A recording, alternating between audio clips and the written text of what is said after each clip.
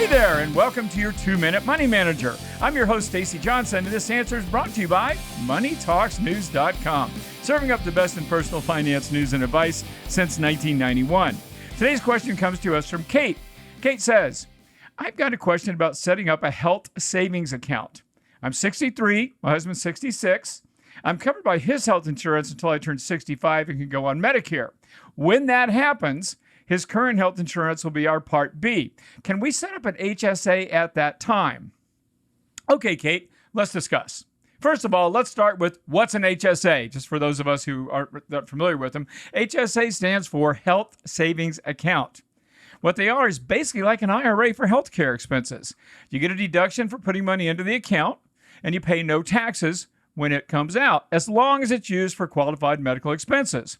Now, I've been using one of these things for many years, and it's been a great help when I've had health expenses, and it's an awesome tool to save money for retirement and lower my taxes too. So why are health HSAs cool? I just told you, but just to make sure, let's count the ways. Number one, HSAs are tax-free. Putting money in a health savings account is one of the very few ways you can entirely avoid paying any taxes on your money ever. With an HSA, you get a tax deduction when you put the money into an account. Then the earnings grow tax-free.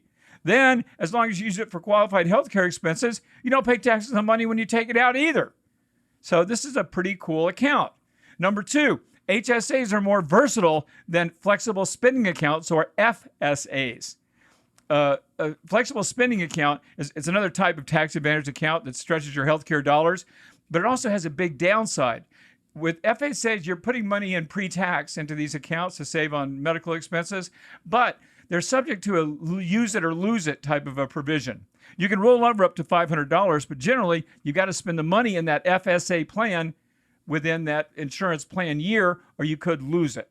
Now, with an HSA, though, your money remains in the account and thus can grow year after year. Number three reason HSAs are cool.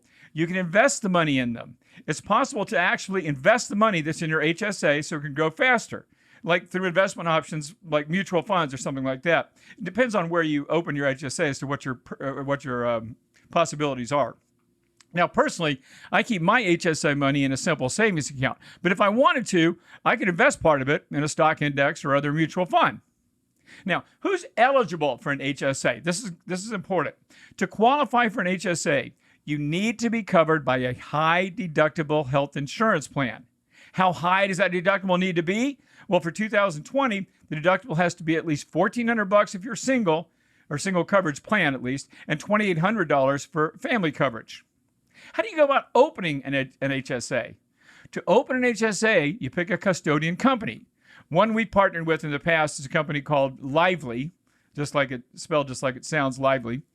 Signing up is easy, takes less than 5 minutes. You want to go to Lively, go to MoneyTalksNews.com and just do a search for the word Lively. Now, let's get back to Kate's question. Here it is again. I'm 63, my husband's 66. I'm covered by his health insurance until I turn 65 and can go on Medicare.